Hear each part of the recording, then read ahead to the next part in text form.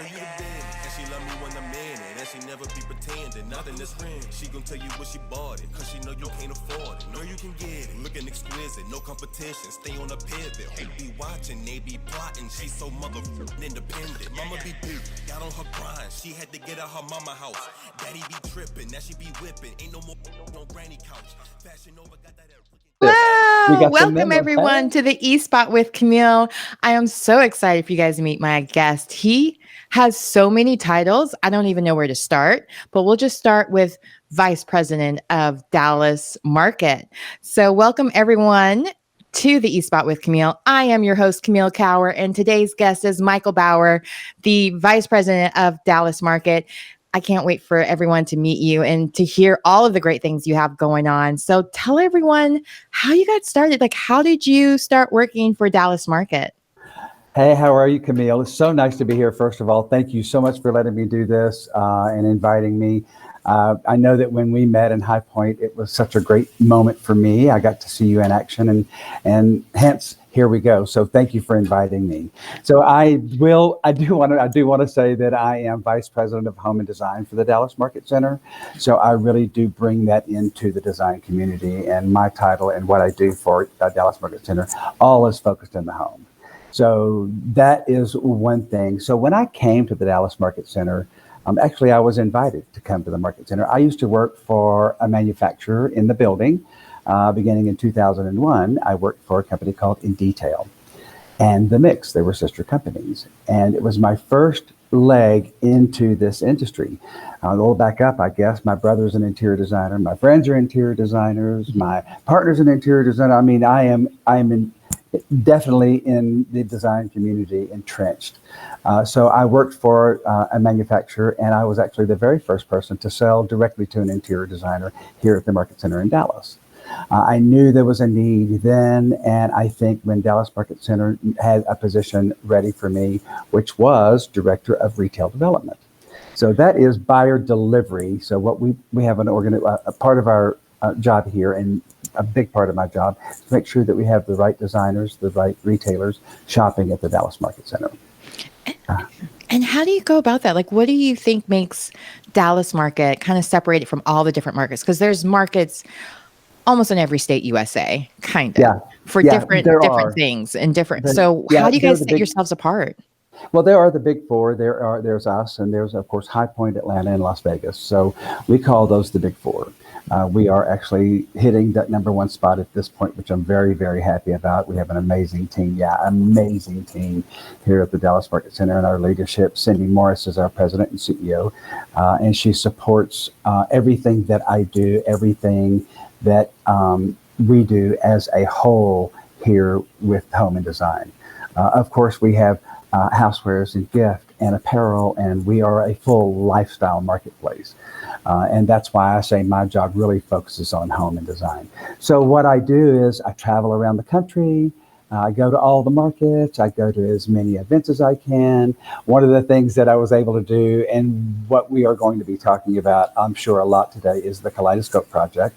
My friends began the Kaleidoscope Project, Patty and Amy, and this nonprofit organization. So I was able to go to the grand opening of that show house in Lenox, Massachusetts. Amazing. We'll talk about that later. So I do travel all over the country. Meeting people, meeting buyers, meeting designers, doing retail store visits, those kinds of things. And I just make the relationships as I go. And that's kind of how I do. That's how I work. What a tough job. It sounds miserable having to travel to the top 4 places and getting to meet all the I mean, I have to say, so starting my show, it was mainly just entertainment, and just that was my main focus with the E Spot, E being for entertainment. And truth be known, I used to be a spa director, so it also had a hidden meaning that maybe if I ever opened a spa again, it would be the E Spot, so it could hit both areas, right?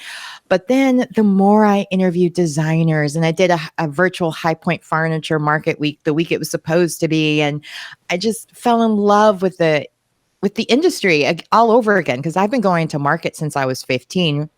Legally anyway, because they don't allow you in under 15 allegedly. Didn't find that out until I was trying to bring my own child, but whatever.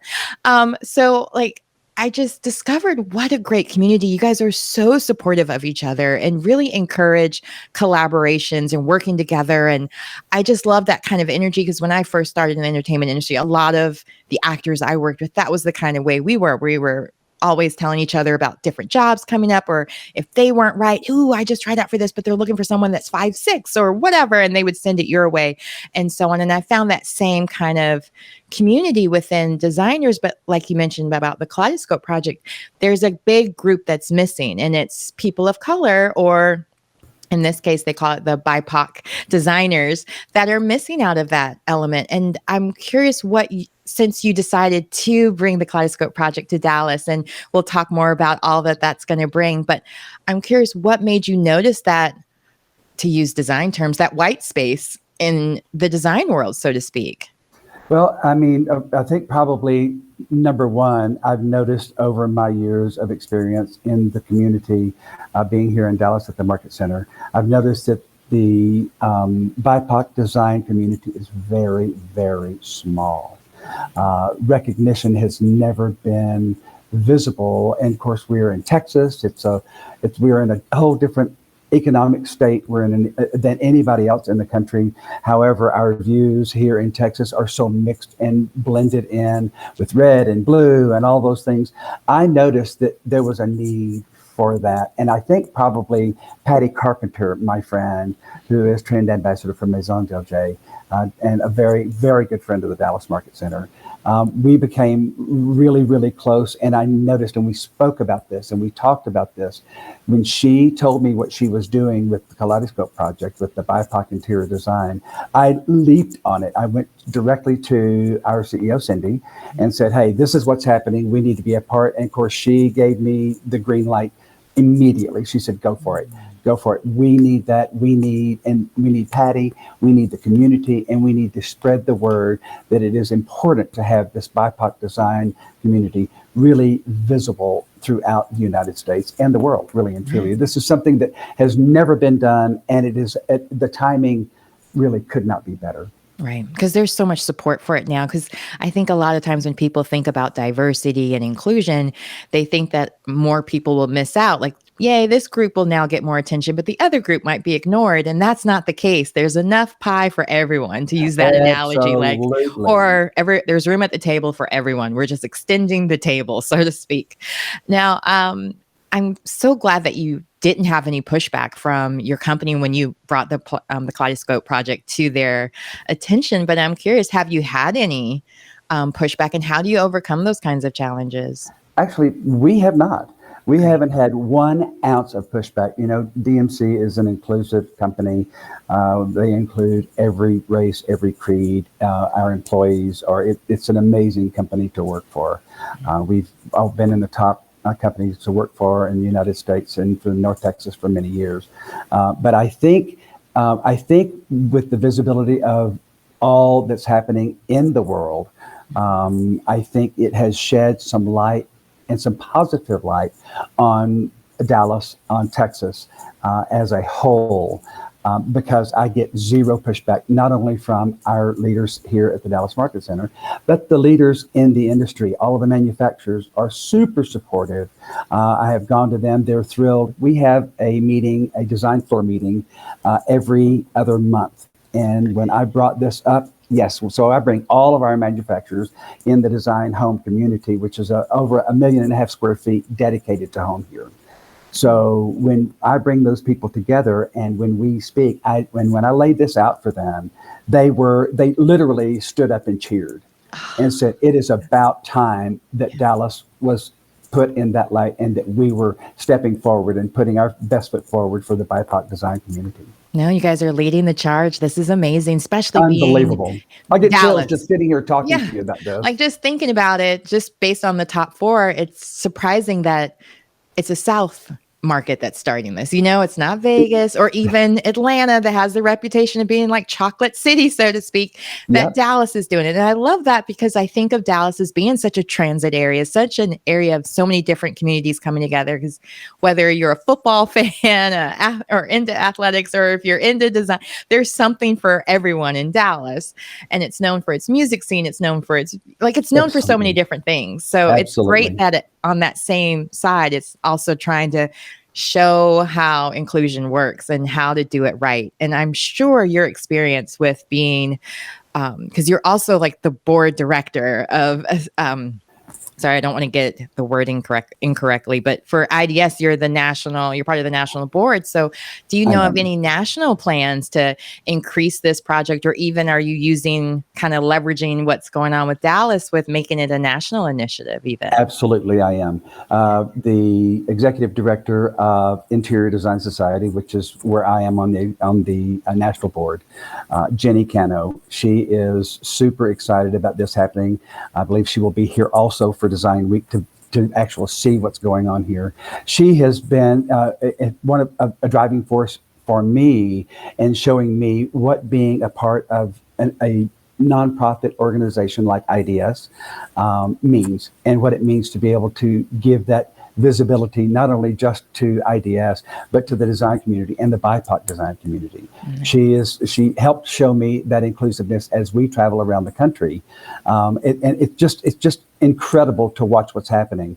I'm also a member of American Society for Interior Design, all these acronyms that I could throw out there. Yeah, that's why I was like, wait, I'm dyslexic. Let me look at my notes again. All these different letters, because there's a lot of the same letters, and you also help with HIV and AIDS, and so there's a lot of letters with the same consonants and vowels.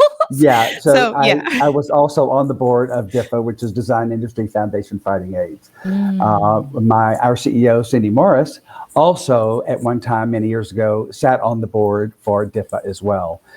So we've been supporters of that, and Dallas Market Center has been way before I ever even came onto this scene. And so when I was asked to sit on that board, she gave me the green light again. She always gives me the green light when there's something really important to me, and I can lay out the benefits and the negatives and the positive of each thing, because that's kind of how we have to do it, right? We have to say there's a downfall and there's an uptick. So which is going to give us the best positive view of who we really are? Mm-hmm. And that's what she allows us to do. So we get to include all these different organizations. I mean, even for Pride Week, our HR department set aside a day to wear Pride colors, and to support the gay, the LGBTQ. I mean, a lot of these letters, I can't even add enough letters that it's going on right now. Right. So to bring the community together as well. So when I say inclusive, we're not just talking BIPOC but we're talking everyone that can possibly be living in this world and around us. That's how we are inclusive. And I love it. I'm just so glad that you brought me on to also help with this, because amplifying this Kaleidoscope project has been so much fun, and interviewing all the different designers and just hearing their excitement for the project, but also getting that opportunity to have the platform of Design Week to come down to Dallas. And so it's when you're the first, it's very scary, because it is scary. You're like, that's a lot of pressure, and to get so much support behind that, it's just so much love and so much energy. And because you've done this before with the AIDS Foundation as well, maybe this is old hat for you in some ways, of just leading the charges and helping more people get in the door. And I just really appreciate that you're doing that, and that you've let me in as well. Thank you. And like I said, when we met in High Point, I sat and watched you visit with your mother. Yeah. And it just touched me, and I knew at that point what my goal was for Design Week with the Kaleidoscope Project, leading us the very first day, which is September 20. So our Design Week is September 20 through the 23rd. We actually are having a market at that time, a mini market. We are having a ArcLight Summit, which is a commercial lighting trade show happening at the same time, along with Texas Design Week in the Design District, which is just across the freeway from us. We are actually part of the Design District here at the Dallas Market Center. However, they have different marketing departments, and it's not the same thing. We're privately held, have been, and family owned for 67 years. Oh, wow. So we are private, and we are our own marketplace. So we are not a part of the International Market Centers or High Point Market Authority, any of those companies. We are literally wholly owned by the Crow Holdings of Dallas. Well, and that maybe that's a benefit in the sense that you don't have all these different red tape you have to cut through to get things done. I have to believe it's true. I think that is a big part of how we move through our day-to-day business because we're open daily. So we have, we're 5 days a week. We're not just a market time market. We are 5,500,000 square feet of daily market space. So it is really nice to be able to invite and see and bring all of this together and show the rest of the country what can be done, how it's done, and to highlight again, I'm getting chills, these incredible interior designers that were a part of the Kaleidoscope Project show house in Lenox, Massachusetts. Now, I don't want to spend too much time on Kaleidoscope Project because you have so much other things you're doing as well, but I have to ask. So if I was a fly on the wall, when Patty first told you the story about the Kaleidoscope Project and she was telling you the different pitfalls that designers have to go through, especially those being BIPOC, what was that conversation like? Like, how did she even bring this to your attention? And just for other people who may be interested in bringing things to your attention, how does that go about? And what do they need to have, what kind of data or so on to explain, that we want to come to market, we want to do a new initiative. How do we get that to happen? Well, so when she brought this to my attention, we talk on a regular basis anyway, because she's just such an amazing, wonderful person. I always say that I am the most fortunate person that I know to be able to do what I do, enjoy doing my work and meeting people like Patty and Amy and you and so many incredible people. So when she came to me and we were talking, she called me one day, she said, "You have time to visit for just a minute?" I said, "Well, sure I do."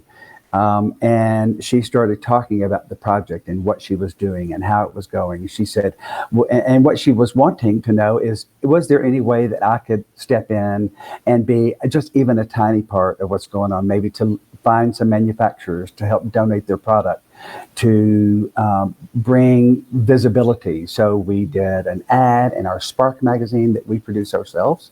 That Spark magazine is mailed out to over 50,000 retail buyers and designers twice a year. So we did a full page ad for her. We did some marketing, some social posts.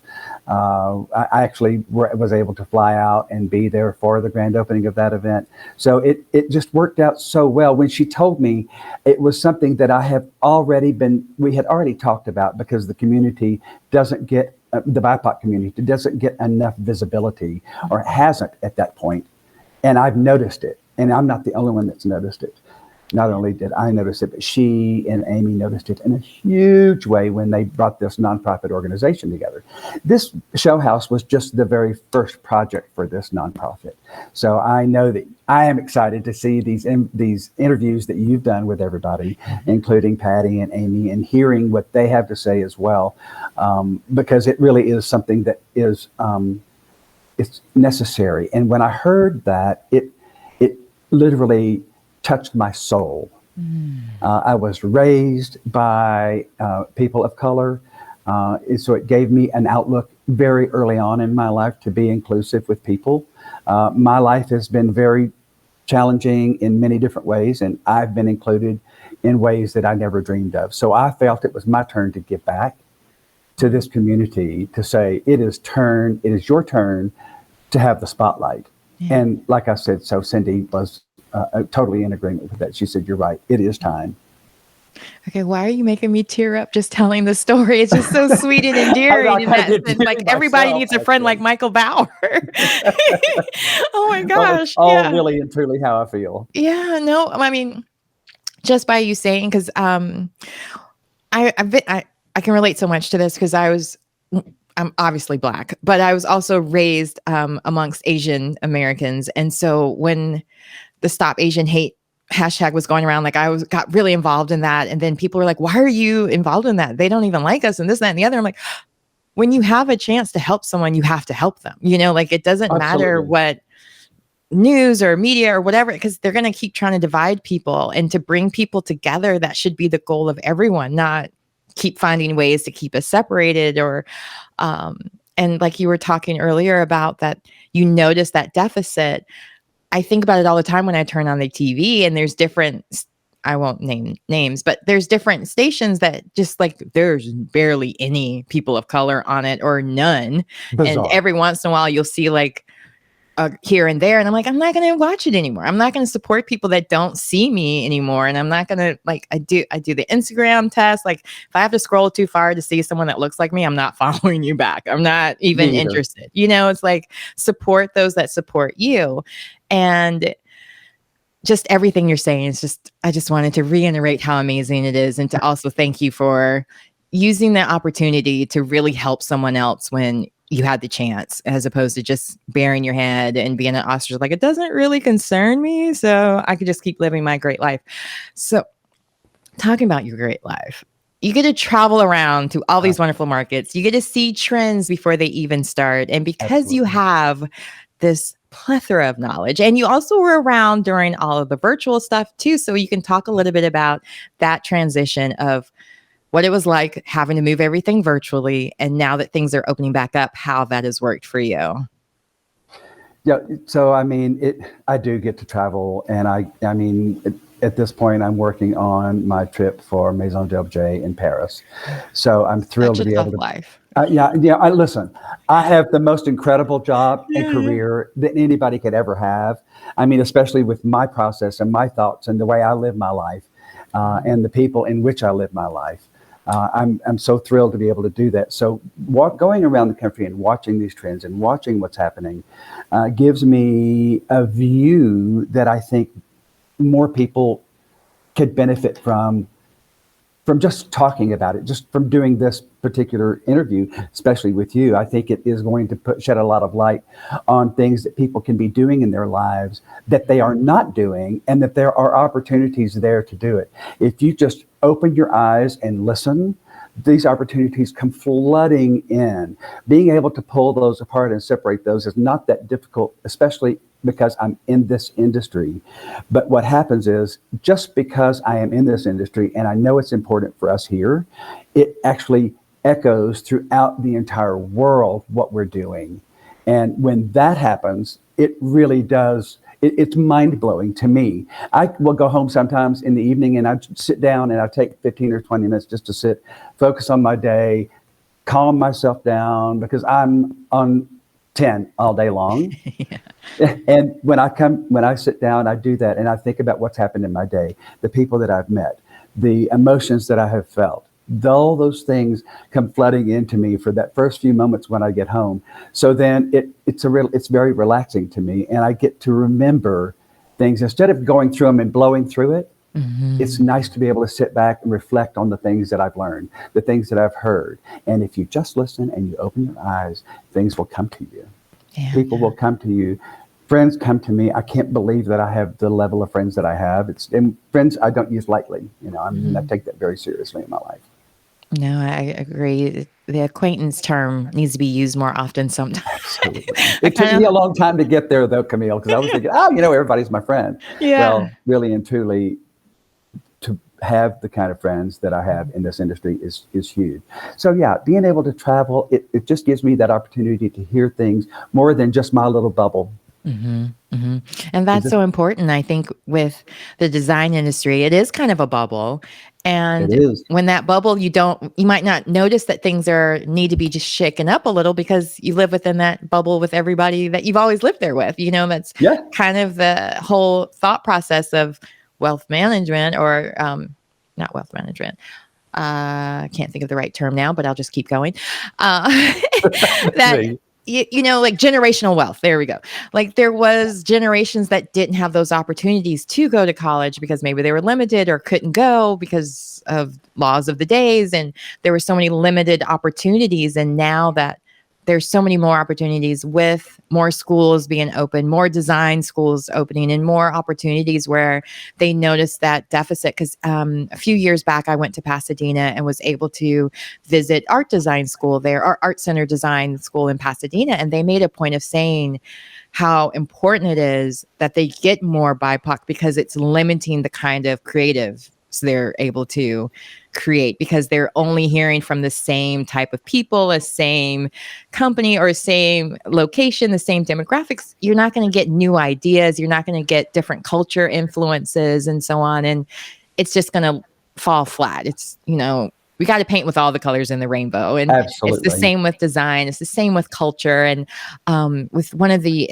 designers I talked with who's from Kuwait, she was talking about how she was able to bring in influences from Kuwait as well as her Indian background, and just being able to do that, it takes it being sometimes your own culture to understand how to use it without making it Was that insulting. Ridima you're talking about? Of course, Right, Ridima. adorable.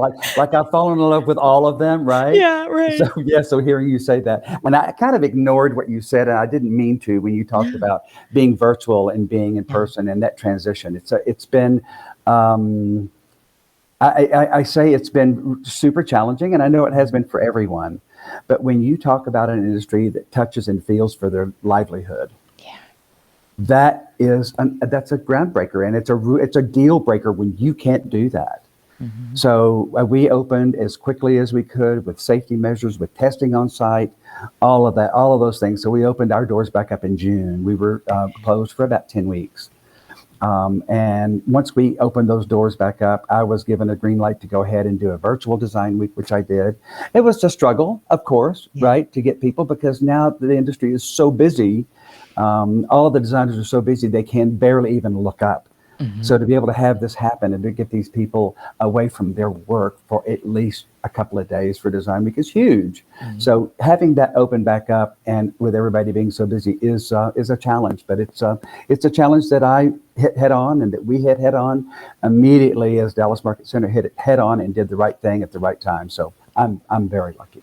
Well, you guys also had, other than health challenges, you also had the challenges with a lot of companies being on furloughed or closed as well. So getting deliveries or even being able to travel through certain states and so on. And just even today, I'm getting cancellations for an event I'm supposed to do this weekend, and I'm seeing more and more people cancel. I'm like, I hate living in the red zone.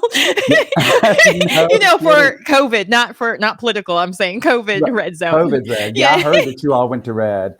So when I heard that, as a matter of fact, and this is something I touched on earlier, we do retail store visits. Well, our CEO and the executive VP of New Business and Retail Development, Eva Walsh, they went on they traveled here in the last couple of weeks, visiting manufacturers. They were in California, visited many manufacturers in California, and of course, the day they left on Saturday they left, and Sunday they left, Saturday the mask went back on.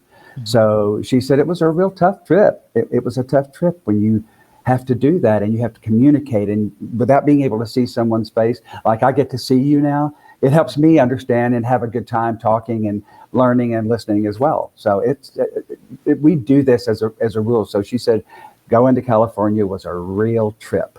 She said, of course it was successful, but being in that red zone, girl, no, thank you.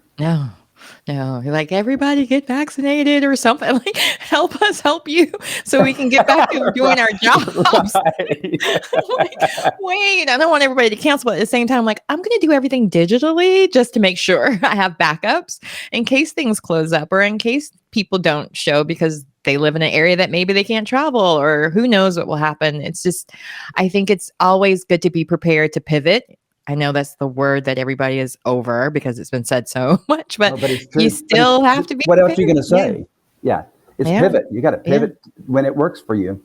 Yeah. My father-in-law tells me, he says, boy, you can pivot a conversation really quickly. And I'm like, well, yeah, surely I can. I didn't realize I could. And then when I started hearing myself, I'm like, well, wait a minute. That word really is important. It is. I don't know a word that fits for everything that we're going through any better than that one. So whoever does definitely should use it from here on out. So we have another word to use besides pivot. But now I'm going to pivot. No, I'm kidding. I love it. We'll pan over to this side of the conversation.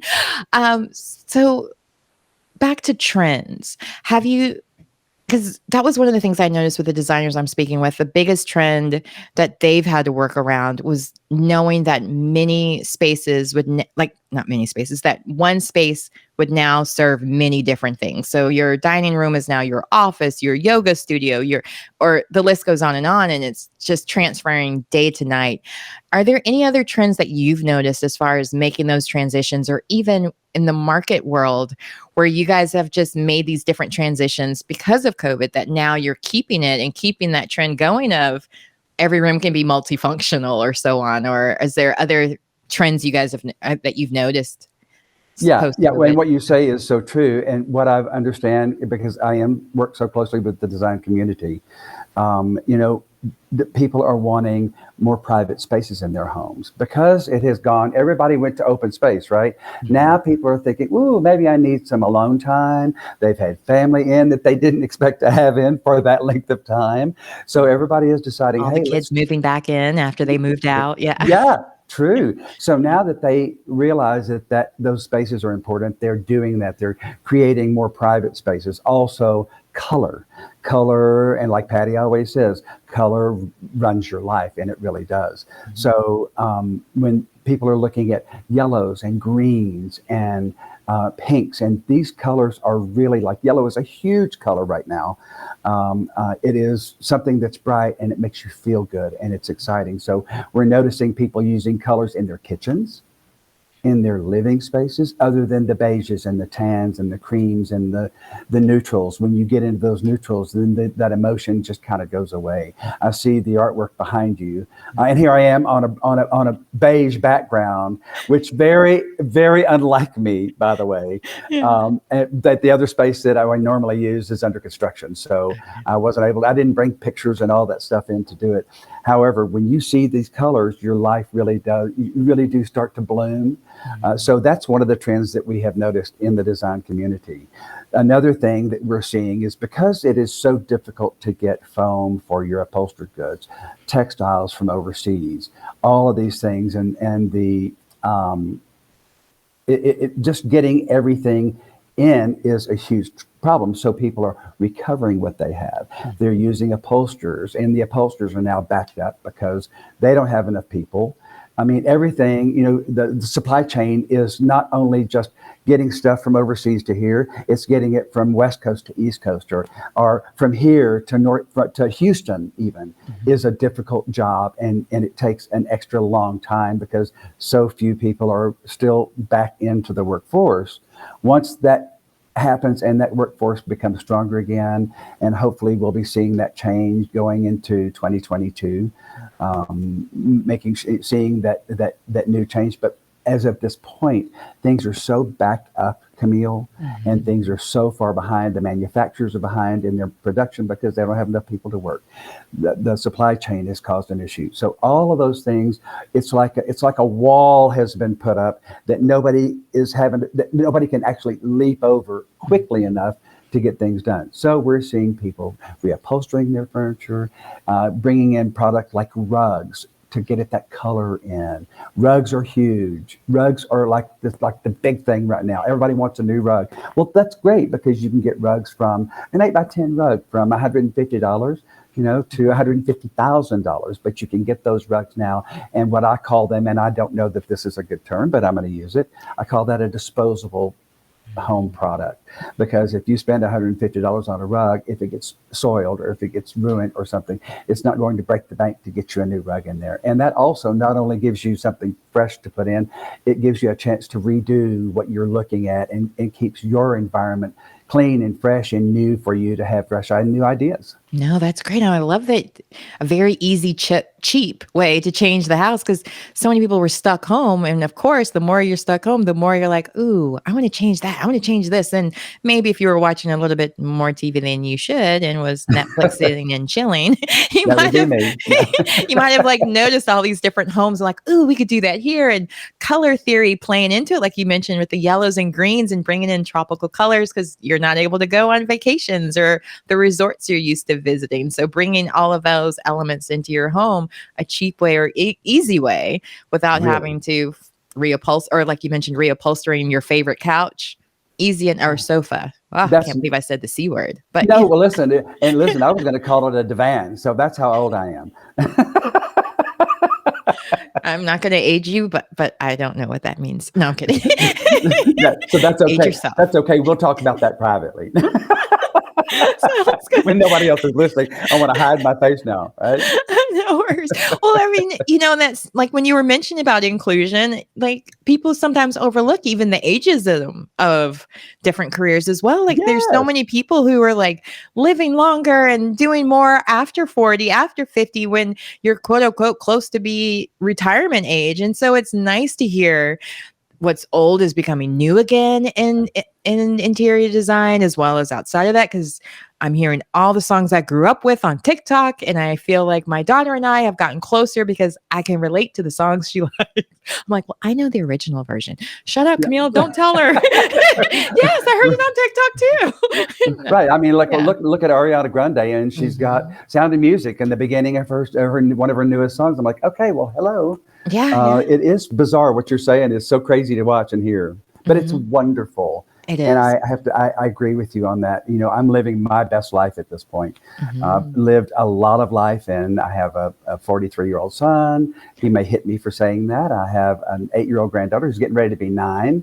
Oh, So wow. I am living literally my best life, and in a career that I could only dream of having many years ago, and now I'm living it. So it's quite incredible. No, that's great. Now, do you have any advice for maybe anyone that's just getting started in the industry? Because you mentioned all these different opportunities that are available. What would you suggest people get into? I've heard everything from trade school, like they need electricians, they need contractors, like from the design side. But I'm curious from your side, what are you noticing? So what I see is if you're going into interior design, I think one of your best bets and one of the best avenues you can do is join an organization like Interior Design Society or American Society for Interior Design or IIDA, which is International Interior Design Association. So I think what happens when you join into one of those associations, your networking allows you to meet people, and the designers will share, oh, I've got this great wallpaper guy, or I've got a great workroom for fabric textiles. So it really is. I believe that is the number one thing when someone gets out of school. And I'm going to also say this. If you're looking into going into interior design, go to school. At this point, go to school, go learn the basics first. Get in there and learn the basics. I mean, people say, oh, I can be an interior designer until they get into it and they realize, wait a minute, I don't know what I'm doing here. Yeah. All And that then it geometry fails. you thought you would never use. Now you're going to use it. It's absolutely true. So go to Yeah. school. And Yeah. if you do go to an interior design school, like we have a local Wade College, is an amazing interior design school.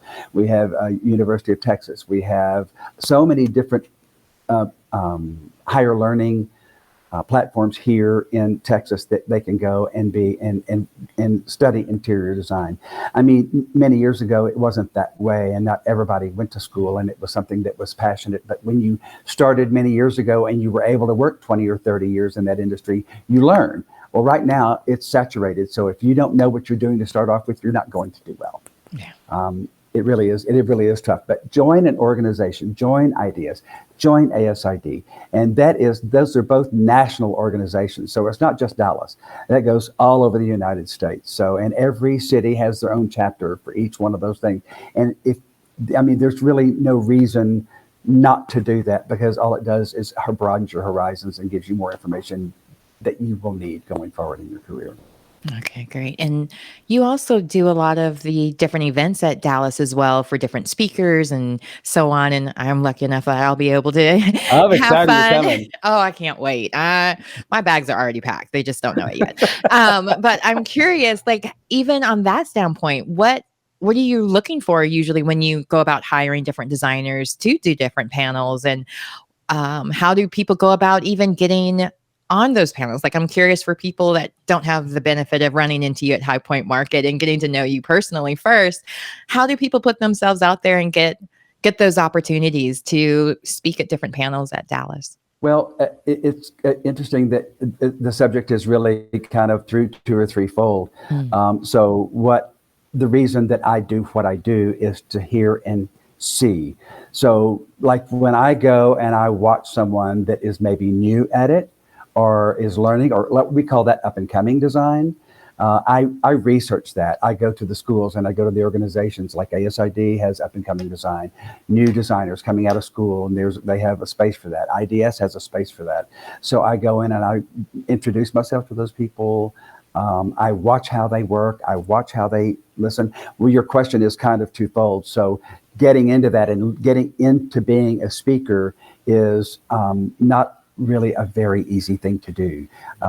Once you're a designer, and if you're ready, when you're ready, and you have to be ready to have a PR. When you get a PR person, you get a company. Let's say, I hate to call out any, except for I'm going to call out one, only because they're local. It's the Dove Agency. It's a national a national company that represents many, many interior designers. So that's one way to get your foot in to speak at these different markets, especially at Dallas market. I go to listen to see what is, keep the subject matter fresh. Like, for instance, Kaleidoscope Project. So I go and I listen to these people speak. I'm very, very fortunate that I have a way of honing in on who the person is and what their passions are. And I align them with people that are the same, that have same passions, that have similar outlooks, that have similar ways of speaking. I think one of the most important things to put somebody on a panel is to make sure that that they get along, that their personalities mesh, because you can tell very, very clearly and very quickly when personalities don't mesh. Therefore, your panel is not going to be exciting. It's going to be dull. The information coming across is not going to be received properly. So it's just a matter of really putting the right people at the right place at the right time. And it just takes a lot. It just takes a lot of listening and watching and going and traveling and doing those things to actually make it happen and to watch those people. And then it also, I think, is a personal thing for me, because I want to know, is this person going to be somebody that I connect with? Mm-hmm. Just like when I buy something, or when I go to, when I purchase something, I want to purchase from somebody that I know does a good job, that lives their life similar, or has a good outlook on life. So once that happens and I'm able to see that, then it's easy for me to put them together with other people. You never want to have more than 3 people on a panel, because it gets disjointed very, very quickly. Mm-hmm. So you can have 3 people and a moderator. Your moderator is key, absolutely key to a successful panel. Agreed. Because to watch that happen. And I have a lot of, I don't know a lot of people that are really, really good at that. I'm going to say that I know 2, and I can name them very quickly. Of course, Patty is always going to be on my list. Jane Dagme of Designers Today is one of the most incredible moderators there is. I will say that right off the bat. Julia Malloy of Bold Summit, which is Business of Luxury Design. Julia Malloy can moderate a panel with her eyes closed without even knowing who they are. It's incredible to watch these people do it. So I take my leads from those people that really know how to do that. And it's about just being honest and clear about what you want, about the message that you want to get across. No, that's great. For all the future speakers or interior designers, they got some great information from you. And one last one, just in case there's anyone out there that wants to come work at Dallas Market, how do they stand out? Because so many people are transitioning careers, but I'm sure after they heard this, they may be interested in working with someone like you. So how do they go about getting a job with Michael Bauer? So what they really want to do is make sure that your resume is up to date, and that if you're not a resume writer, make sure somebody writes that resume for you. Hire somebody to do it. Just like I tell people that want to redecorate their house, come on, hire a designer to do that. Hire somebody that's professional to do that. I'm going to take that to the same thing for somebody that wants to get a job here. You want to make sure that you're passionate about what you're doing. If you want to be doing something in the home and design industry on this side at Dallas Market, make sure you're passionate about that, and make sure that's one of your end goals in your life. Don't just say, oh, well, that'll be fun. And yes, it is going to be fun, but and let me be very clear that what I do is a lot of work, and it's only fun because I love it. Mm-hmm. So make sure you love what you do, you have a passion for what you do, and that your resume actually stands out and speaks to the real personal you. Yeah, that's great. Great information. Michael, I want to make sure, is there any last thoughts you would like to share before we end this episode? Now, you know, I have to say, Camille, that I cannot wait to get you out here. It will be here before we even know it. I am thrilled to be able to visit with you and share what little knowledge that I do have of the industry with you and whoever is listening. And again, thank you very much. No, the pleasure has been all mine. And thank you for bringing all of this to my attention, because I'd heard of the Kaleidoscope Project at market before you had mentioned it, but for some reason I was thinking it was something different, and I was just like, and then now I can't stop talking about it. Every time I meet someone that's interested in interior design or works in the interior design space, because there's a new magazine even that's coming out in October, September, and I was like, oh, you got to get the Kaleidoscope Project as part of your debut, since their focus is trying to bring more attention to BIPOC designers in that magazine. And so it's just, once you're excited about something, get it to Michael Bauer and he will make it spread like wildfire. We will spread it. We will spread the word. Yeah, absolutely. So thank you so much for being my guest. And I really appreciate all of the great information that you gave me today. And make sure you follow Michael Bauer and keep up with Dallas Market on their Instagram pages, as well as their website, and follow Camille Cower. That's me at CamilleCower.com. Thanks for watching. And this has been a wonderful time. Thank you, Camille. All my pleasure.